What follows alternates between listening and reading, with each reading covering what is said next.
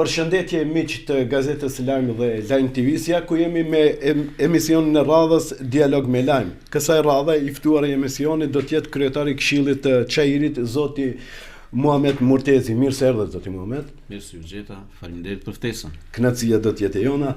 Dhe analisti i përhershëm i Gazetës Lajm, zoti Florian Nesimi. Zoti Murtezi, do të fillojmë me sapo miratuar, ashtu e kemi informacionin e fundit sapo e lexuam edhe me Florianin, lidhur me Safe City i cili mori 81 vota, domethënë me 1 vot plus jashtë asaj që është e parapar me ligj. Si e vlerësoni ju? Si e vlerësoni miratimin e këtij?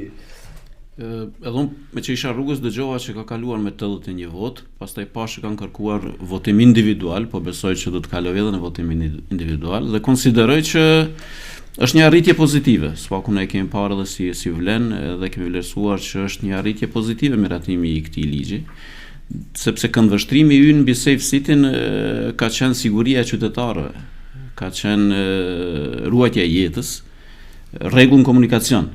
Ne kemi vështruar Safe City nga kjo pikpamje. Nuk kemi munduar të japim një vlerësim, do të ketë më shumë gjoba, ndoshta të japim një ngjyrosje etnike e kështu me radhë. Dhe në këtë kuptim unë konsideroj që ligji është i mirëseardhur, sepse vërtet vlerësojmë që do të vendos deri diku një rregull në komunikacion. Mua më kujtohet që tani ta zëm ditën e parë kur filloi aplikimi i Safe City dhe ne dëgjuam për 12 orë 65.000 kundërvajtje. Dhe mund të paramendoni nga këto 2800 kanë qenë, nëse nuk gaboj, për shkak të kalimit në të kuqe në semafor. 1000 kanë qenë për shkak të leve të qarkullimit të skaduara. Dhe ky është një numër trishtues, prandaj vlerësojmë që edhe kjo rënje që pastaj pasoi në këtë periudhë provuese do të reflektohet edhe më shumë tani me miratimin e këtij ligji dhe ne shpresojmë për efekt pozitiv. Tek e fundit urojmë që gjobat të jenë sa më të pakta dhe vetdia qytetare të jetë nivel më të lartë që nuk kemi nevojë për gjoba. Nëse ne jemi të vetëdijshëm dhe të edukuar në komunikacion, atëherë besoj që gjoba do të jenë më pak.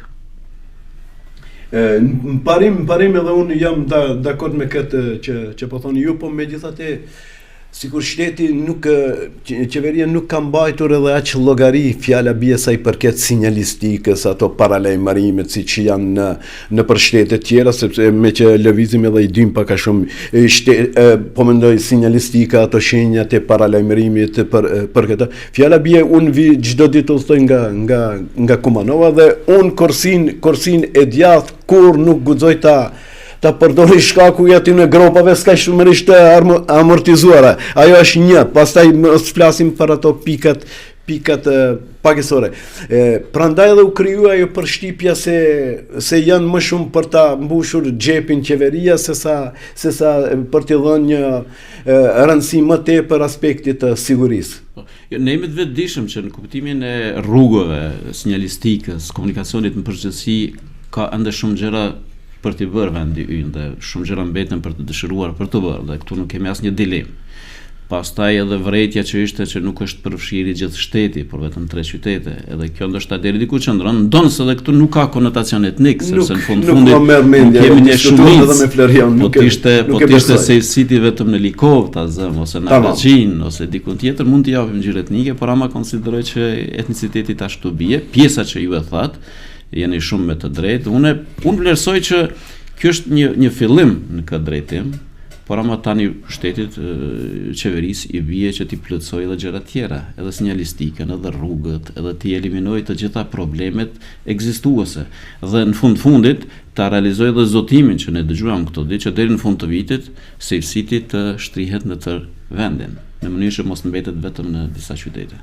Pra, disa vërejtje që jepen në kuptimin e situatës aktuale vis-a-vis rrugëve, sinjalistikë dhe gjërave tjera qëndrojnë, po neve na mbetet obligim për t'i përmirësuar këtë çështje dhe konsideroj që edhe ky ligj, sikur edhe çdo ligj tjetër, ka hapësirë për të përmirësuar. Në fundit nuk është fjala e fundit. Zoti Florian, ne sapo e lexuam ne dy bashkë kishim nxirr sapo e lexuam informacionin për miratimin me 81 vota pro të Safe City-t. edhe diçka që e komentuam ishin një deklarate një politikan, tani mos i përmendi me emra, se BDI, domethënë pak a shumë me thojza i ka tradhtuar. Kë ka tradhtuar BDI në këtë rast? Cila mund të jetë kjo prapavija e kësaj deklarate?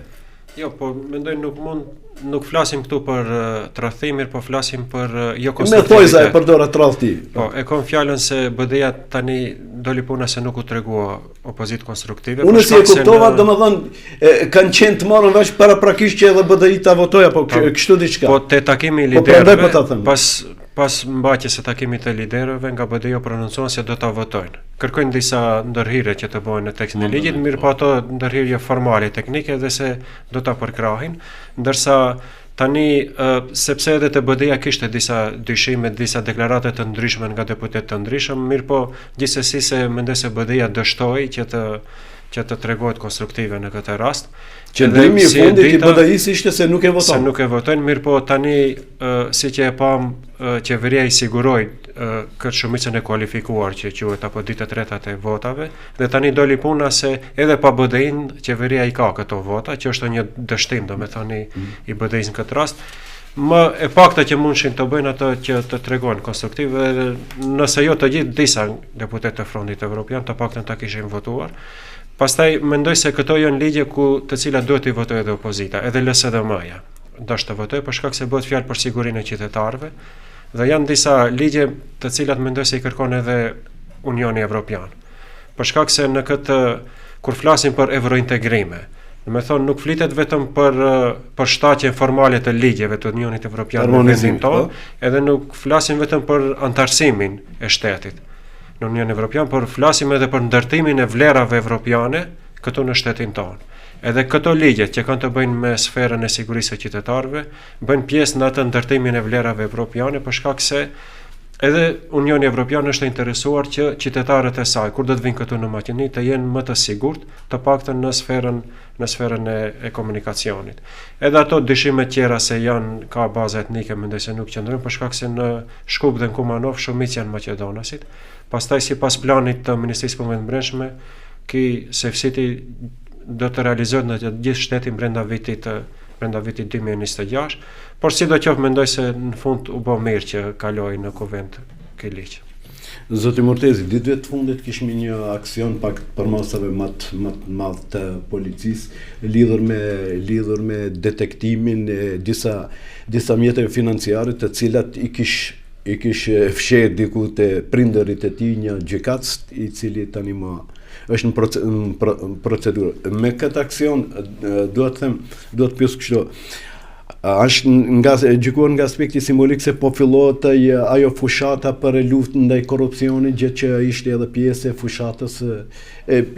fushatës tuaj si koalicion Blen? Nëse sigurisht ky aksion dhe të ngjashmet se ky mund të shfrytëzohen dhe mund të jenë, do të shërbejnë pra si një element tregues se megjithatë gjërat po lëvizin në këtë drejtim, ndonë se kjo është vetëm një pikë e vogël në oqean. Ne e dim që ka shumë gjëra për të bërë, ne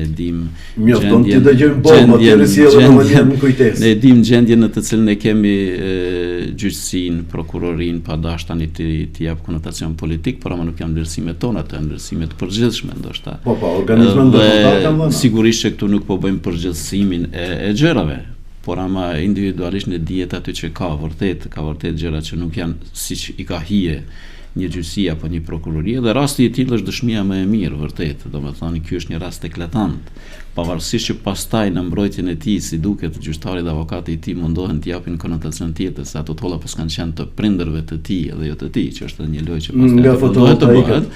Por sidoqoftë, mund të jetë pra një hap i vogël në drejtim të sqarimit të shumë gjërave, ky dhe disa hapa tjerë që janë ndërmarrë, dhe vërtet besoj të gjithë pajtohemi që një gjyqësi e mirëfillt është një bazament shumë i rëndësishëm për funksionimin si shtet, sepse realisht të gjithë kemi humbur në një farë mënyrë besimin tek gjyqësia, dhe kjo nuk është sot, kjo po ndodh prej më gjatë, dhe disi këtë besim duhet ta kthejmë, dhe rastet e tilla të detektimit të problemit, të identifikimit të personave që janë përfshirë në raste të ndryshme korruptive, unë besoj që i ndihmon në kësaj. Zoti Vlerian, gjitha matjet që janë bërë nga organizmat me relevancë ndërkombëtare lidhur me luftën e korrupsionit, Maqedonia qëndron në patos. 2%, sa ishte? 2%, 3%. Besueshmëri. Po, ju jeni edhe nga profesioni jeni Ka më jurist. poshtë, vetëm 0 me shku. Me profesion jeni jurist. A mendoni se qeveria tanishme e Mickovskit dhe Vlenit ka bërë mjaft në këtë drejtim për të luftuar, domethënë duke përfshirë edhe këtë rastin e fundit, këtij gjykatësit me 350.000 euro, se pak ju kishin. Deri tani nga kryeministri Mickovski kemi dëgjuar shumë shpesh se si ai ankohet për punët se si ecin në gjyqësorin, si në prokurori ashtu edhe në gjykatë, dhe është pastaj filloi të krijohet një përshtypje kinse Mickovski përpiqet që dështimet në procesin gjyqësor t'i përdor si alibi për mosuksesin e tij. Se sikur don të gjejë një armik, domethënë të breshëm, sepse nuk ecin punët, mirë po ky rasti domethënë që ndodhi, pak ndoshta i mohoi të gjitha këto bindjet tona, dhe ne vetëm mund të shpresojmë se kjo mund të jetë vetëm një pjesë hyrëse në luftën kundër kriminalitetit dhe korrupsionit që është brenda gjykatës që funksionon.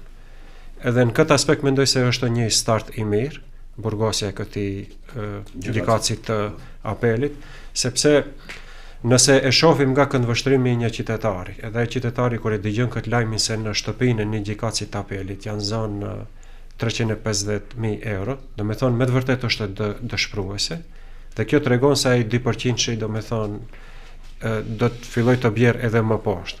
Mirë po këtu patjetër se nuk i ka fet kjo qeveria, po është një proces i instaluar, domethënë i kësaj gjyqësorit të kaq. Çfarë duhet të bëj qeveria për të thënë stop një herë? Domethënë pa i thënë stop nuk fillojnë gjërat nga si ishte ajo, fillimi i mbar gjysmë e punës. Po, ajo çfarë duhet bëjë qeveria është që në këtë rast domethënë të pastrojë të gjejë ndonjë modalitet për të pastruar gjykata nga radhët e këtyre gjykatësve të cilët janë të korruptuar, sepse ky gjykatësi i apelit që është, në këtë rast ishte jo implikuar avokati i shtetit, edhe mirë po nuk duhet të harrojmë se është i njëjti gjykatës i cili gjatë vitit 2019 ka sjellë një vendim me të cilin e ka liruar Mjallkovin nga burgu. Edhe nuk ishte vetëm ky, ishte edhe një gjykatës tjetër shqiptar, të cilin më pastaj vetë Shtetet e Bashkuara të Amerikës e shpallën si persona non grata, edhe bashkë me disa politikanë tjerë, ku pa se si ka funksionuar krejt sistemi i lidhjes së politikës me gjyqësorin e kalbur.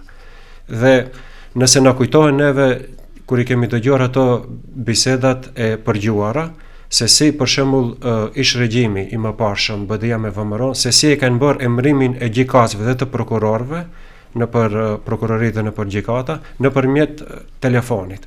Janë marrë vesh, mua këtu më takojnë 2 prokuror, ju atje do t'i merrni 3 gjykatës, dhe kështu i kanë ndarë ato sferat e tyre të interesit, dhe në këtë mënyrë e kanë kapur gjyqësorin i cili tani shifet se është i kalbur. Mirë po, kur është kjo korrupsioni dhe kjo mitmarrje ta quaj në këto nivelet shumë të larta të gjyqësorit, mendoj se këtu nuk bëhet fjalë, domethënë vetëm për një mitmarrje shumë thjeshtë. Mirë po aty me siguri ka shumë ndërmjetësues, dhe ato janë të eshaloneve me siguri shumë më të larta, dhe ajo që pritet është që në ditët në vazhdim me siguri se të zbardhen edhe figura tjera të cilat kanë qenë të implikuara në këto raste. Njëri nga këto, po e ndërlidhim, njëri nga këto gjykatësit ishim diku para 6 viteve, edhe kishim një artikull, bile unë e kishte shkryt, kundër kritikisht ndaj Ali Ahmetit, edhe ja bërin deri te gjykata, dhe kryetari i gjykatës shqiptar, ai që po përmendet, jo ky po ai tjetri që e kapën, e dërzon te gjykatësia, thot kjo Maqedonase, thot gjykatësi shqiptar, kryetari i gjykatës. Kjo duhet të kalojë shkaku se bëhet fjalë për autoritetin e kryetarit në rastin konkret Ali Ahmetit. Te gjykata supreme kemi mrri, paramendo. Thot nuk kalon kjo se s'ka bazë juridike. Ashtu ka funksionuar për mos me defokusu. Është sensitive, të nderuar Fezi, domethënë mes asaj çfarë quhet ndikim presion politik mbi gjyqësorin dhe pavarësisë së gjyqësorit. Prandaj edhe qeveria është pak ndoshta e rezervuar sepse më njëherë fillon të bëhet zhurmë, ja, po ndikohet në gjyqësor. Por ama konsideroj që pjesa e qeverisë që na mbetet është që të bëjmë reforma të duhura në sistemin juridik në drejtësi. Kjo është pjesa e qeverisë dhe konsideroj që një rol shumë të rëndësishëm tani këtu mund ta japin ata gjyqtar, prokuror të ndershëm, të pakorruptuar për ta filluar një proces të filtrimit dhe pastrimit nga brenda. Në mënyrë që të jetë më e padhimshme, në mënyrë që mos mendohet se ja tani po ndikon politika. Dhe unë besoj fuqishëm që edhe në gjyqësorët në prokurorinë kemi njerëz të ndershëm dhe të pakorruptuar. Lufta kryesore konsideroj që duhet të bëhet prej tyre për ta pastruar gjyqësorën dhe prokurorinë prej mikrobeve të tillë, nëse mund ta quaj. Është çështje përzgjedhjes, edhe dhënies së hapësirë. Zoti Mortezi, kishim takimin e liderëve të Christian Mickovski. Minjerë pas takimit doli muhabeti se do të kenë takim edhe kryeministri Christian Mickovski dhe Ali Ahmeti, gjithë cilën edhe burimet partijake, po edhe zyrtarisht e konfirmuan. Hera fundit Alis e pyetën për këtë takim, edhe thot bukfalisht kështu, po e citoj. Në rast se nuk më fton, unë do të aftoj atë për të takuar. Se ka, po zgjasi pyetjen se ka më duket tani në këtë mozaikun e dyshimeve, po më përputhet edhe me këtë aktin e votimit me 81 vota, sidomos ajo pjesa na tradhtoi me thojza gjithnjë BDI-ja. Mendoni se nga ky takim në rast se realizohet kështu hipotetikisht, po pjesë, do të ketë ndonjë veprim pozitiv? Unë takimet mes liderëve politike konsideroj legjitime, fundit. Edhe kërkesën, tash në rastin konkret, po mendoj që është kërkesë më shumë e kryetarit të BDI-s për të takuar sesa e kryeministrit Mickovski. Po, dikujt i ka hak këto. Pastaj kishte një deklaratë që unë e dëgjova dhe ma përcollën para disa ditëve në media, paska thënë Ali Ahmeti që pas zgjedhjeve parlamentare kishim një marrëveshje për zgjedhjet parakohshme bara njëjtë me zgjedhjet lokale, mirë po sikur nuk u morën vesh. Pastaj kishte 2 propozime tjera nga Mickovski dhe ky nuk i ka pranuar. Dhe aty pak shifet, unë e shoh për vetë pak një largim nga ky takim i mundshëm dhe për mua personalisht mos votimi i sotëm i ligjit për kundërvajtjes së EFSI-t e largon atë takim. E largon thelbin dhe kuptimin atij takimi, sepse deri në takim i tillë mund të vi. Mirë po thjesht nëse ishte kërkesë e kryeministrit për ta votuar ligjin dhe për të treguar një unitet për një ligj të tillë siç tha edhe zoti Floriani, që tregon megjithatë një veprim të bashkët për një ligj të mirëfillt dhe BDI nuk e voton, unë konsideroj që kjo vetëm mund ta ftohë një takim të tillë eventual mund vi. Ndoshta edhe mund të bëhet, por nuk pres shumë nga ai takim. Personalisht nuk pres shumë që mund ndodhet nga një takim i tillë, duke konsideruar prapë po them një takim legjitim nëse ndodh, por nuk besoj që mund të ndryshojë diçka në proceset politike në vendin tonë, në kuptimin që disa ndoshta mund të presin nga aktivistët apo antarët e opozitës që ja ndoshta një takim i tillë mund të rezultojë me ndryshime në qeveri, ndoshta mund të rezultojë me zgjedhje të shpejtuara të parakohshme ose me diçka tjetër. Unë mendoj që testin e parë që duhet ta jepte BDI-ja dhe Ali Ahmeti sot nuk e dhan. Po jo rastisht e përmend edhe atë deklaratën e zyrtarit BDI-s, i cili thotë se Ali Ahmeti nuk i ka në kontroll gjithë deputetët. Për më shumë se ai, nëse na kujtohet kur doli prej takimit, nuk desha të fusem më herët në bisedë, ai tha se kishim disa paqartësi, na u qartësuan, do të ketë amandamente dhe tani e lëm në grupet parlamentare për t'i parafruar qëndrimet në mënyrë që të votohet ky ligj. Mirë po sot doli që nuk kanë parafruar asgjë dhe ligji nuk votuar për tyre. Tani e kanë në kontroll të gjithë apo jo, që e thatë ju këtë nuk e di. Megjithëse shumë vetë kanë mund të merren vesh. Kjo para disa ditëve në një pres të tyre u pa që diçka nuk ishte në rregull, sepse kishte 2 prononcime të ndryshme. Por është çështje e tyre, vërtet nuk do të isha futur në këtë. Le të mirën ta vesh. Mos më prek ti mundet votoj ti. Si e keni parë këtë ju zoti Florian nga këndvështrimi juaj? Po, kështu do të thonë përpara se të konfirmojë BDI-ja se do të merr pjesë në takimin e liderëve, kishte edhe brenda BDI-s zëra se duhet të merret pjesë ose nuk duhet të merret pjesë në atë takim, mirë po pastaj dolën me një konkluzion se do të marrin pjesë për të treguar konstruktiv. Mirë po tani e shohim sot se jo se nuk u treguan konstruktiv, por u treguan destruktiv. Dhe një lajm tjetër që doli, do me thonë se një ditë përpara se zotëria Aliameti të merr pjesë në takimin e liderëve, ka realizuar një takim me kryetarin e opozitës maqedonase, Filipshen. Edhe më njëherë të nesërme në takimin e liderëve kërkoi një takim sy apo tet-a-tet siç quhet me Mickovskin, që mendoj se si veprim opozitar nuk është korrekte, sepse nëse ti sot je takuar me Filipshen, pse më njëherë nesër duhet të takohesh me Mickovskin? Cila është arsyeja? Që të zbardhësh atë bisedën që ke biseduar me Filipshen apo është ndonjë tentativë për të luajtur me standarde të dyfishta, që mendoj se nuk ishte korrekte. Pastaj ajo që ndodhi në takimin e liderëve, aty nga ana e BDI-s nuk u hapën as pak ato temat për të cilat BDI-a thoshte se janë shumë të rëndësishme dhe për të cilat sollën disa rezoluta në kongresin e tyre të dhjetorit. Që do me thonë rezolutat e dhjetorit nuk u hapën në takimin e liderëve. Edhe këtu më njëherë lind dyshimi se aty zotëria Aliameti mori pjesë vetëm sa për të konfirmuar politikat edhe planet e Mickovskit. Pastaj edhe diçka tjetër që mua nuk më la përshtypje të mirë ishte konfirmimi i menjëhershëm në të njëjtën ditë për një njësi zgjedhore. Siç e dim, organizimin e zgjedhjeve me një njësi zgjedhore atë ditë në takimin e liderëve e kërkoi Levica. Edhe BDI-a ishte e para e cila më njëherë shpejtoi që të jap qëndrimin e tyre pozitiv. Si mund këtu nuk pajtohem për shkak se si mund të japësh në qendrim pozitiv për një kërkesë të cilën e bën Levica.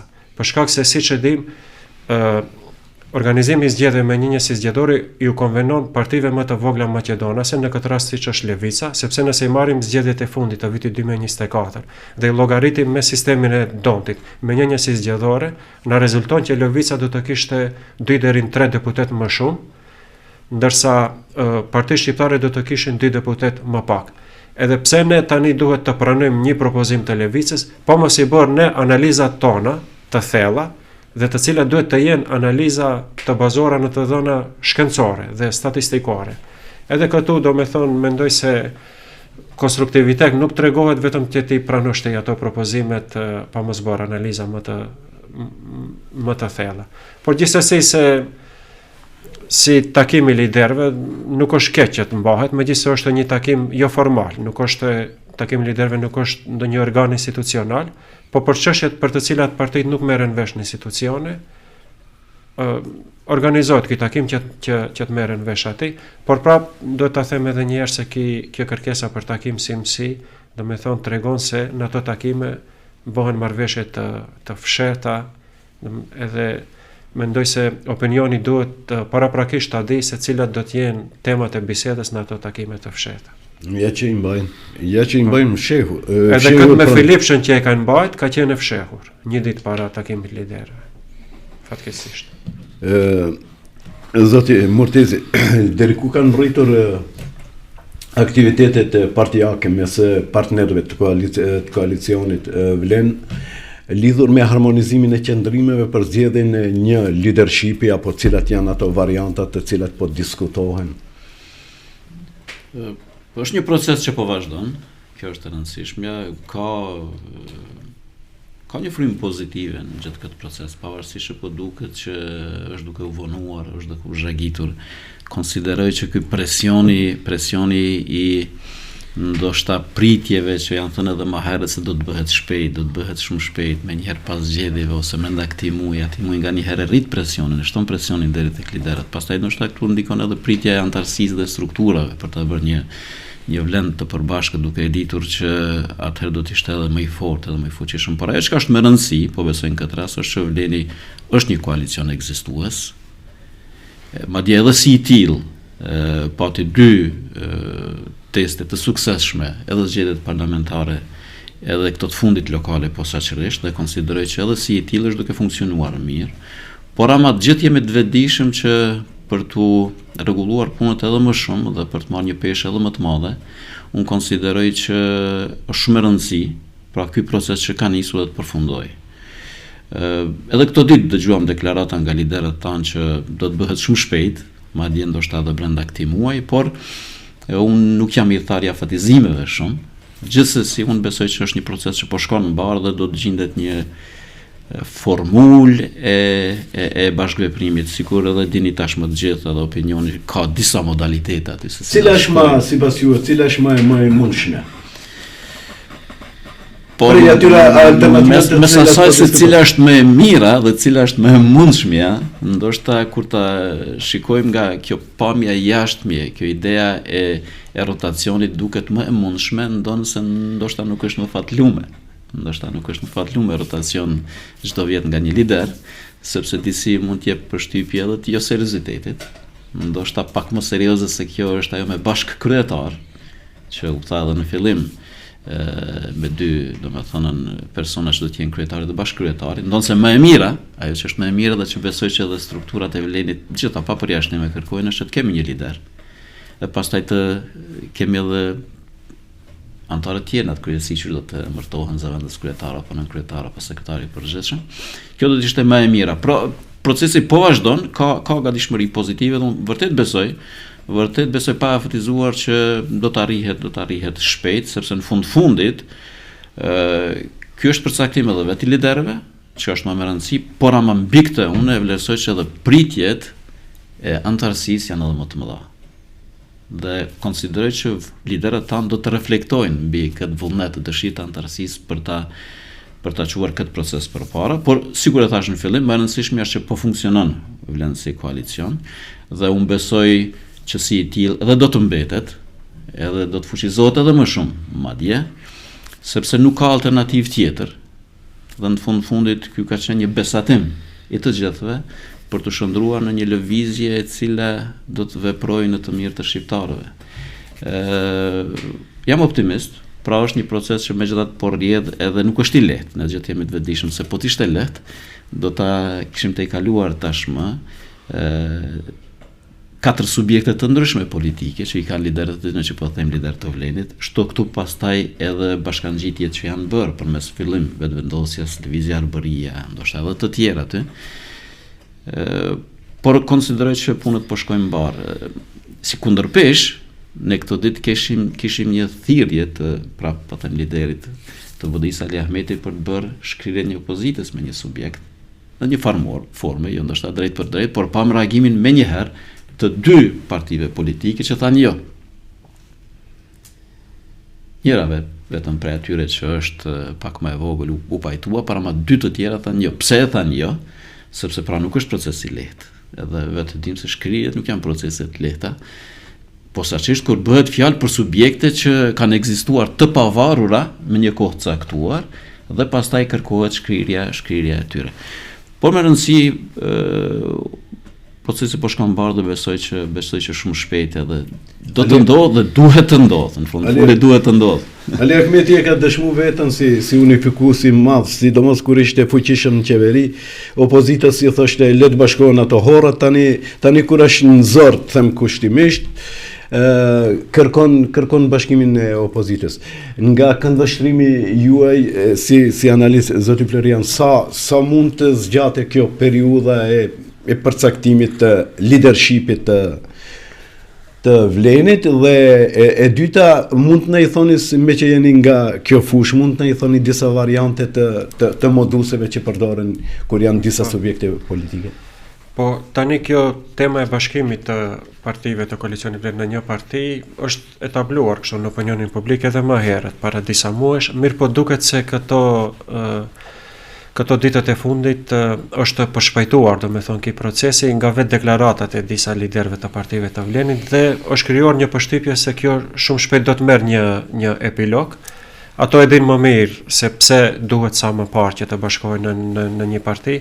Mirë po, është diçka se tani te shqiptarët e Maqedonisë së Veriut kemi një sistem dipolar, jo dipartijak, sepse më përpara kemi pasur PPD-ja, PDSH-ja, pastaj BDI-ja, PDSH-ja dhe pas shumë vitesh, do me thonë jemi kthyer në normalitet ta quaj. Nuk kemi sistem dipartijak, po sistem dipolar, do me thonë di koalicione të cilat përbohen nga më shumë parti, sepse e njëjta është edhe te opozita. Te opozita kemi një koalicion të më shumë partive, edhe ku siç e tham se njëri nga liderët tani zotri Taravari e përjashtoi mundësinë e bashkimit me BDI për shkak se pas zgjedhjeve lokale që mbajten nga Gosivardi Vrapçisht, ai e ndjen veten se ka fituar një potencë politike dhe nuk i konvenon ajo.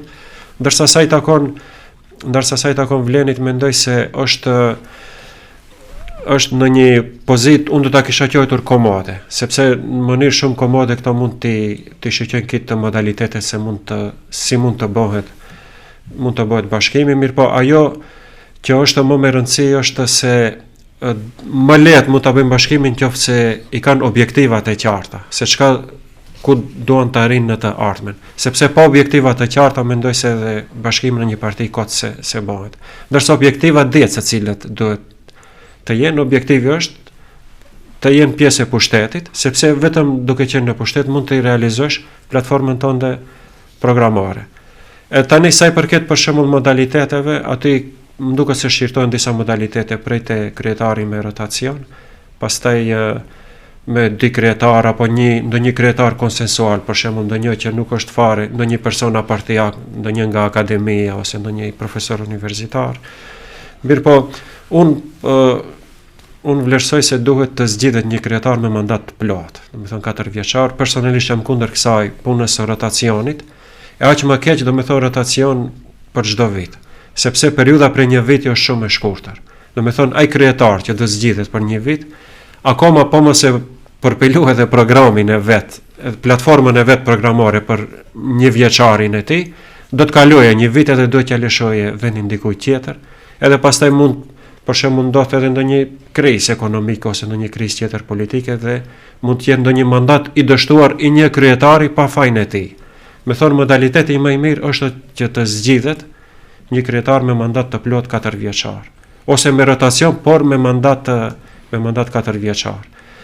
Gjithsesi mendoj se nëse arrin të bashkohen me një parti do të jetë një lajm shumë i mirë, edhe pse edhe si koalicion që janë nuk kanë pengesë ligjore, për shkak se mbas të kodit zgjedhor të Republikës Maqedonisë së Veriut, në zgjedhje mund të garosh edhe si koalicion. Për shkak se ka shtete tjera që nuk lejojnë garimin me koalicion. Mirë, por në Maqedoni lejohet, edhe si koalicion mund garosh në zgjedhje, edhe nuk do ta kenë fare problem.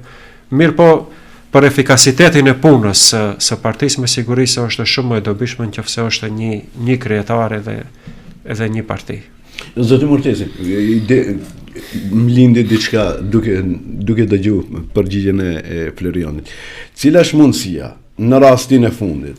A mund Vleni kështu në këtë përbërje, në këto konstelacione që është tani, dhe në këtë përbërje si është kështu me 4 subjekte politike apo 6, respektivisht 6 që i përmendat ju, të vazhdoj edhe më tutje?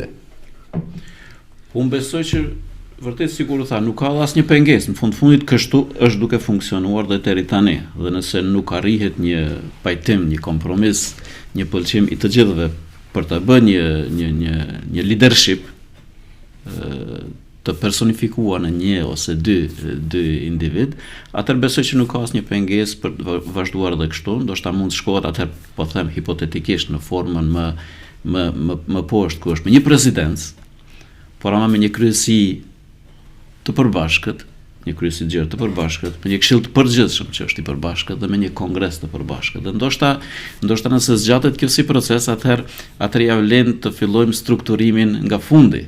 Pra fillimisht ta bëjmë një kongres të përbashkët, do ta ketë Vleni si subjekt, pastaj edhe këshillin e përgjithshëm, kryesinë e gjerë dhe në fundit për të mbetur presidenca e liderëve dhe mes tyre përgjet formën më të mirë të funksionimit dhe vërtet unë besoj që nuk ka asnjë pengesë.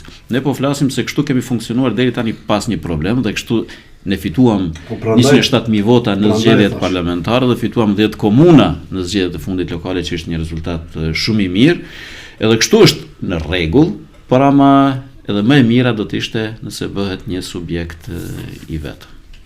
Zoti Mortezi, ashtu si që prezantova edhe në fillim, ju jeni edhe kryetari i Këshillit Komunës së Çajër. Si është përbërja e partive politike, po mendoj këshilltarëve?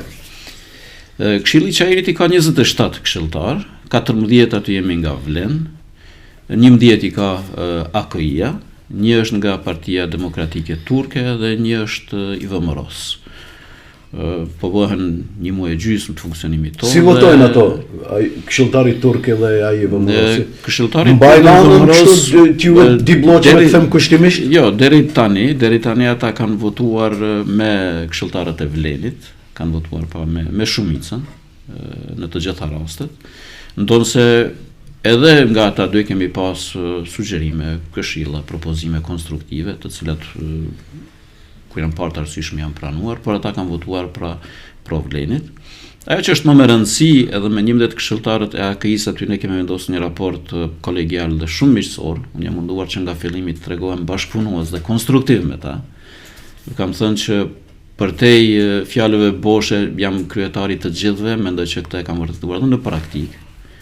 Edhe deri tani edhe me këshilltarët e AKI-s kemi funksionuar mirë. Madje në mbledhjen e fundit që e kishim ku ishte miratimi i buxhetit, buxheti ju numeratua me votat e të gjithë këshilltarëve të paranishëm. Pra edhe të këshilltarëve të AKI-s, normalisht duke pasur diskutime të hapura, duke pasur propozime, mendime ndryshe.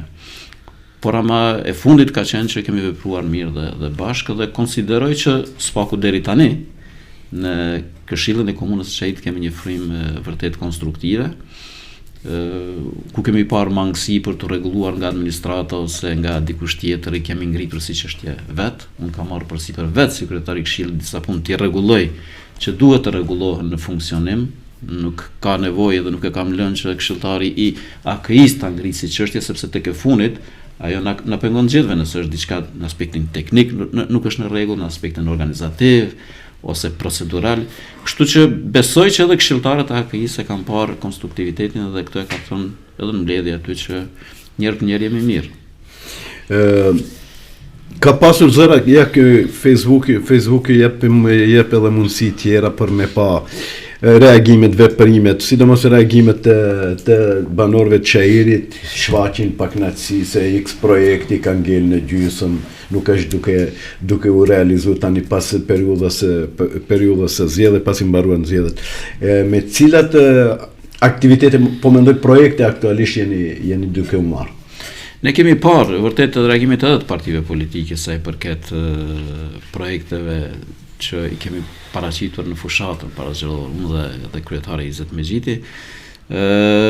Politikisht vërejtjet janë me vend, në fundit secili ka drejtën politike për të ngritur çështje të tilla. Moralisht sa çndrojnë është çështje tjetër, sepse ne e dim, ne po dalim për një proces zgjedhor që u përmbyll nga mesi nëntorit me 2 rrethet zgjedhore, pa përfshi këtë të tretën që ndodhi në Gostivar dhe Vrapçisht. Pastaj derisa konstituohen organet dhe strukturat, është një periudhë shumë e shkurtë, për më shumë që jemi në stin të dimrit dhe punët nuk mund të bëhen aq shpejt dhe për një herë, por sidoqoftë, e them publikisht edhe këtu, të gjitha ato premtime që i kemi bërë janë në plan të realizohen, pra nuk kanë qenë premtime boshe, ne do të përpiqemi t'i bëjmë 100%. Dhe këtu hynë ta zëm projektet infrastrukturore që përfshin kanalizimin dhe ujësjesjen dhe ujrat atmosferik në disa lagje të Shkupit, përfshi Dizonin, Sakçeshmën, Duçanxhikun e kështu me radhë. Pastaj janë projekte të cilat i kemi premtuar dhe që do të fillojnë, siç janë garazhat montuara ose shumë katëshe. Janë pastaj shkolla dhe qerdhet, ne kemi premtuar edhe 2 qerdhe dhe 2 shkolla në komunën e Çajirit, përfshi edhe një shkollë për fëmijë me nevoja të veçanta. Por disa prej këtyre pajtohemi që janë projekte më të mëdha dhe disa janë të menjëhershme dhe ne ju kërkojmë të na mbani për fjalë, po e them kështu publikisht, që me rregullimin e kohës pak të dilni bashkë me ne në terren dhe të shihni për punët që do të bëhen, që janë premtuar dhe që do të bëhen dhe që nuk do të mbeten vetëm premtime parazgjedhore, sa ashtu po thuhet, premtuat, i tërhoqet bagerat nga rrugët dhe tani sikur na keni harruar, por jo, nuk kemi harruar, po presim rregullimin e kohës për të dalë në terren dhe për të vazhduar me punën, sikur që këto ditë, pavarësisht që ishte ftohtë goxha, ne filluam aksionin e pastrimit të parqeve dhe gjelbrimeve. Domethënë ndonë se ishte vërtet ftohtë, por ama është nisi si aksion dhe do të vazhdoj edhe ditëve në vijim, sikur edhe shumë gjëra tjera. Pra nuk kanë qenë fraza boshe dhe besoj që pjesa më e madhe e tyre nëse të gjitha do të realizohen. Zoti Murtezi, zoti Nesimi, faleminderit për kohën që ndat për emisionin e radhës Dialog të Lajmi. Faleminderit dhe ju, ishte kënaqësi. Kënaqësia është e jona.